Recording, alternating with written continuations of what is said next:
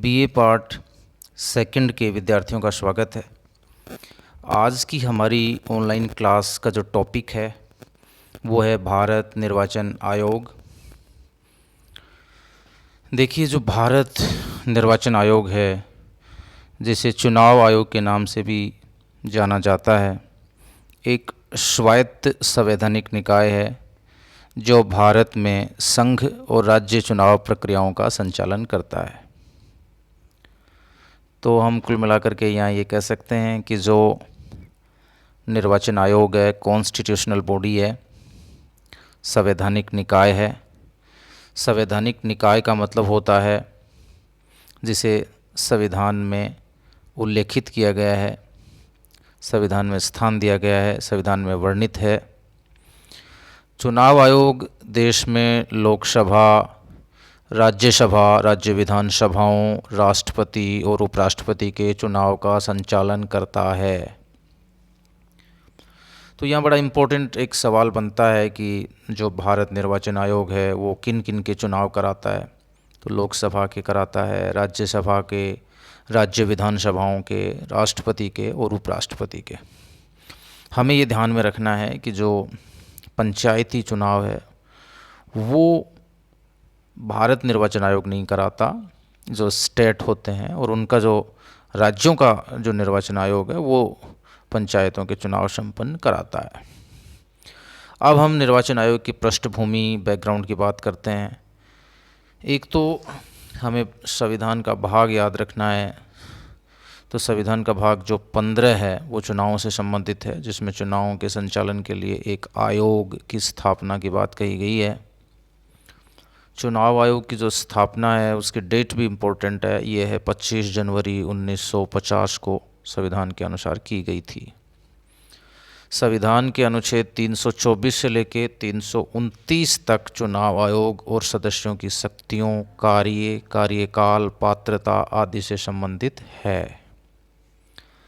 तो हम ये कह सकते हैं कि जो संविधान के आर्टिकल 324 से लेकर 329 तक जो है वो चुनाव आयोग और उसके सदस्यों की शक्तियाँ, कार्य, क्या कार्यकाल होगा, पात्रता वगैरह से संबंधित हैं। अब हम संविधान में चुनावों से संबंधित अनुच्छेदों की बात करेंगे। 324 में है चुनाव आयोग में चुनावों के लिए निहित दायित्वों की बात की गई है, अधीक्षण, निर्देशन और नियंत्रण। आर्टिकल 325 में धर्म, जाति, लिंग के आधार पर किसी भी व्यक्ति विशेष को मतदाता सूची में शामिल न करने और इनके आधार पर मतदान के लिए अयोग्य नहीं ठहराए जाने का प्रावधान है। आर्टिकल 326 में लोकसभा एवं प्रत्येक राज्य की विधानसभा के लिए निर्वाचन वयस्क मताधिकार के आधार पर होगा। वयस्क मताधिकार का मतलब होता है एक निश्चित आयु प्राप्त करने के बाद सभी नागरिकों को मतदान का अधिकार होता है। जाति, धर्म, लिंग के आधार पर विभेद नहीं किया जाता और वो निश्चित एज अलग अलग होती है। भारत में वर्तमान में 18 वर्ष है।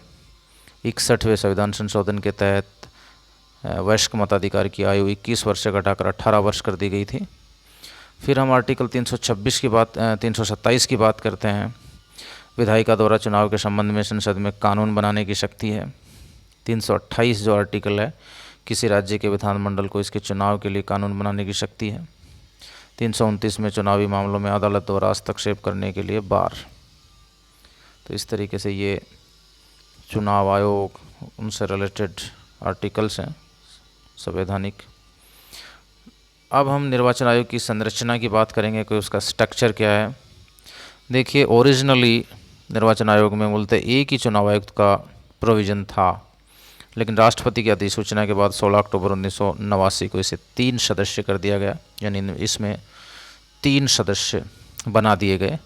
इसके बाद कुछ समय के लिए इसे 1 सदस्य फिर बना दिया गया और 1 अक्टूबर 1993 को इसका 3 सदस्य आयोग वाला स्वरूप फिर से बहाल कर दिया गया। तो कहने का मतलब ओरिजिनली मूल रूप से इसमें 1 सदस्य होता था, उसके बाद 3 किए गए, फिर 1 कर दिया गया और फिर 1 अक्टूबर 1993 को फिर 3 कर दिया गया और वर्तमान में भी 3 ही सदस्यों का चुनाव आयोग है, जिसमें 1 मुख्य चुनाव आयुक्त होता है और 2 चुनाव आयुक्त होते हैं। निर्वाचन आयोग का सचिवालय नई दिल्ली में स्थित है। मुख्य निर्वाचन अधिकारी IAS रैंक का अधिकारी होता है जिसकी नियुक्ति राष्ट्रपति द्वारा की जाती है तथा चुनाव आयुक्तों की नियुक्ति भी राष्ट्रपति करता है। तो एक बड़ा इंपॉर्टेंट सवाल है कि चुनाव मुख्य निर्वाचन आयुक्त और अन्य जो निर्वाचन आयुक्त हैं उनकी नियुक्ति कौन करता है, तो राष्ट्रपति करता है। IAS रैंक के अधिकारी होते हैं ये। इनका कार्यकाल 6 वर्ष या 65 वर्ष की आयु में जो भी पहले हो, भाई 6 वर्ष पहले हो गई तो रिटायर हो जाएगा, 6 वर्ष नहीं हुई है 65 साल पहले हो गई तो रिटायर हो जाएगा। तो 6 वर्ष या 65 वर्ष की आयु तक होता है इनका कार्यकाल, ये भी हमें याद रखना है। इन्हें भारत के सर्वोच्च न्यायालय के न्यायाधीशों के समकक्ष दर्जा प्राप्त होता है और समान वेतन भत्ते मिलते हैं। इनका जो स्टेटस है वो सर्वोच्च न्यायालय के जो जजेज हैं उनके समकक्ष होता है, यानी बराबर का होता है और उनके बराबरी वेतन भत्ते मिलते हैं। और मुख्य निर्वाचन आयुक्त को संसद द्वारा सर्वोच्च न्यायालय के न्यायाधीश को हटाने की प्रक्रिया की तरह ही इनको हटाया जा सकता है, यानी मनमाने तरीके से नहीं हटा सकते। जो प्रोसेस सर्वोच्च न्यायालय के न्यायाधीशों को हटाने की है वो इनकी है और ये इसलिए की गई है ताकि इनको मनमाने ढंग से नहीं हटाया जा सके और ये अपना काम जो है स्वतंत्र और निष्पक्ष ढंग से बिना किसी दबाव के कर सकें। उच्च न्यायालय और उच्चतम न्यायालय के जो हटाने की जो प्रोसेस है इनके न्यायाधीशों को, उनके समान ही निर्वाचन आयुक्त को हटाने की प्रोसेस है। मुख्य चुनाव आयुक्त, नियंत्रक और महालेखा परीक्षक को दुर्व्यवहार या पद के दुरुपयोग के आरोप सिद्ध होने पर या अक्षमता के आधार पर संसद द्वारा अपनाए गए प्रस्ताव के माध्यम से ही पद से हटाया जा सकता है। यानी ये जो पद हैं कुछ, चाहे वो उच्च न्यायालय उच्चतम न्यायालय के न्यायाधीश हो, मुख्य निर्वाचन आयुक्त हो, नियंत्रक और महालेखा परीक्षक हो, इनको क्या है कि दुर्व्यवहार के आधार पर या फिर पद का कोई दुरुपयोग इन्होंने किया है और वो ऐसा आरोप सिद्ध हो जाए या फिर ये अक्षमता या शारीरिक और मानसिक रूप से ये कार्य करने में असमर्थ हों, वो अक्षमता हो गई, तो उसके आधार पर फिर प्रस्ताव लाया जाता है और वो पारित होने पर इनको अपने पद से हटाया जाता है। निष्कासन के लिए 2/3 सदस्यों के विशेष बहुमत की आवश्यकता होती है और इसके लिए सदन के कुल सदस्यों का 50% से अधिक मतदान होना चाहिए। अब वो आधार तो हमने देख ली हटाने के, अब ये है कि जो संसद है उसके दोनों सदनों में जो है अलग अलग जो है 2/3 सदस्यों का बहुमत चाहिए, कुल का तो चाहिए 50% और उपस्थित और मतदान करने वालों का चाहिए 2/3। उपयुक्त पदों में से किसी को हटाने के लिए संविधान में महाभियोग शब्द का उपयोग नहीं किया गया है। महाभियोग शब्द का प्रयोग केवल राष्ट्रपति को हटाने के लिए किया जाता है, जिसके लिए संसद के दोनों सदनों में उपस्थित सदस्यों की कुल संख्या के 2/3 सदस्यों के विशेष बहुमत की आवश्यकता होती है और यह प्रक्रिया किसी अन्य मामले में नहीं अपनाई जाती। तो इस तरीके से ये कह सकते हैं कि जो महाभियोग शब्द है वो केवल राष्ट्रपति के लिए शब्द इस्तेमाल होता है उनको हटाने के लिए, और उसके लिए विशेष बहुमत के अनुसरण की आवश्यकता होती है। अब निर्वाचन आयोग के कार्यों का जहाँ तक जिक्र करें, चुनाव आयोग भारत में लोकसभा, राज्यसभा, विधानसभाओं, राष्ट्रपति और उपराष्ट्रपति चुनाव की संपूर्ण प्रक्रिया का अधीक्षण, निर्देशन, नियंत्रण करता है। यानी ये पूरे के पूरे चुनाव इन्हीं की देखरेख में होते हैं। इनका सबसे महत्वपूर्ण कार्य आम चुनाव या उपचुनाव कराने के लिए समय समय पर चुनाव कार्यक्रम तय करना है। जो निर्धारित कार्यकाल अगर लोकसभा वगैरह विधानसभा का पूरा होता है, उसके बाद जब नए चुनाव कराए जाते हैं या फिर बीच में सरकार भंग हो तो बाई इलेक्शन करवाना पड़े, उपचुनाव करवाना पड़े, मध्यावधि चुनाव कराना पड़े, तो ये चुनाव कार्यक्रम तय करता है। ये निर्वाचक नामावली जो वोटर लिस्ट है उसको तैयार करता है, ईपिक जारी करता है। ईपिक का मतलब मतदाता पहचान पत्र। यह मतदान एवं मतगणना केंद्रों के लिए स्थान, मतदाताओं के लिए मतदान केंद्र तय करना, मतदान एवं मतदान केंद्रों में सभी प्रकार की आवश्यक व्यवस्थाएं और अन्य संबद्ध कार्यों की व्यवस्था करवाता है। यह राजनीतिक दलों को मान्यता भी प्रदान करता है। उससे संबंधित अगर कोई विवाद हैं उनको निपटाने के लिए उन्हें चुनाव चिन्ह आवंटित करता है। निर्वाचन के बाद अयोग्य ठहराए जाने के मामले में आयोग के पास संसद और राज्य विधानसभा के सदस्यों की बैठक हेतु सलाहकार क्षेत्राधिकार भी हैं। यह राजनीतिक दलों और उम्मीदवारों के लिए चुनाव में आदर्श आचार संहिता जारी करता है ताकि कोई अनुचित कार्य न करे या सत्ता में मौजूद लोगों द्वारा शक्तियों का दुरुपयोग नहीं किया जाए। यह सभी राजनीतिक दलों के लिए प्रति उम्मीदवार चुनाव अभियान खर्च की सीमा को भी तय करता है और उसकी सर्विलांस निगरानी भी करता है ताकि तय सीमा से कोई अधिक खर्चा न करे। भारत निर्वाचन आयोग का महत्व की जहाँ तक बात करते हैं, यह 1952 से राष्ट्रीय और राज्य स्तर के चुनावों का सफलतापूर्वक संचालन कर रहा है। मतदान में लोगों की अधिक भागीदारी भी सुनिश्चित करने के लिए यह प्रयास करता है। ये समय समय पर स्वीप कार्यक्रम भी चलाता है मतदाताओं को मतदान के लिए प्रोत्साहित करने हेतु। राजनीतिक दलों को अनुशासित करने का कार्य भी करता है। यह संविधान में निहित मूल्यों को मानता है, अर्थात चुनाव में समानता, निष्पक्षता, स्वतंत्रता स्थापित करता है। विश्वसनीयता, निष्पक्षता, पारदर्शिता, अखंडता, जवाबदेही, स्वायत्तता और कुशलता के उच्चतम स्तर के साथ चुनाव जो है ये आयोजित कराने में अपनी महत्वपूर्ण भूमिका निभाता है। मतदाता केंद्रित और मतदाता अनुकूल वातावरण की चुनावी प्रक्रिया में सभी पात्र नागरिकों की भागीदारी को सुनिश्चित करता है। चुनावी प्रक्रिया में राजनीतिक दलों और सभी हितधारकों के साथ संलग्न रहता है। चुनावी प्रक्रिया में राजनीतिक दलों और सभी हितधारकों के साथ संलग्न तो रहता ही है, साथ के साथ जो हितधारकों, मतदाताओं, राजनीतिक दलों, चुनाव अधिकारियों, उम्मीदवारों के बीच चुनावी प्रक्रिया और चुनावी शासन के बारे में जागरूकता भी पैदा करता है और देश की चुनाव प्रणाली के प्रति लोगों में विश्वास बढ़ाने और उसे मजबूती प्रदान करने का कार्य भी करता है। अब निर्वाचन आयोग के समक्ष कुछ प्रॉब्लम्स, चुनौतियाँ भी हैं, चैलेंजेस भी हैं, उनको हम एक एक करके देखेंगे। जैसे कि वर्षों से राजनीति में हिंसा और चुनावी दुर्भावनाओं के साथ काले धन और आपराधिक तत्वों का बोलबाला रहा है, ब्लैक मनी का और क्रिमिनल्स का, और इसके परिणाम स्वरूप राजनीति का अपराधीकरण हुआ है। राजनीति के अपराधीकरण का मतलब होता है राजनीति में अपराधियों का प्रवेश।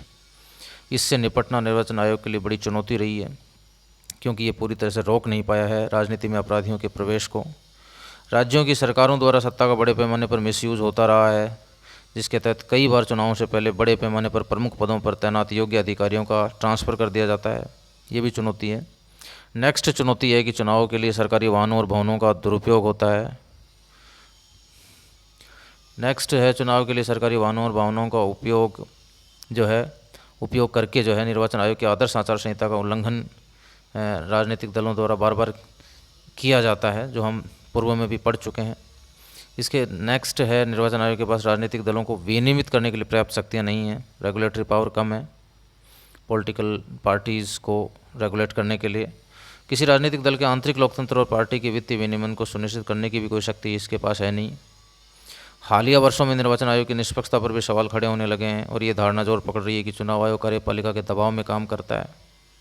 मुख्य चुनाव आयुक्त और अन्य दो आयुक्तों के चुनाव में प्रमुख संस्थागत कमियों में से एक है कम पारदर्शिता का होना, ट्रांसपेरेंसी कम है, क्योंकि इनका चयन मौजूदा सरकार की पसंद पर ही होता है, सरकारें ही इनकी नियुक्ति करती है।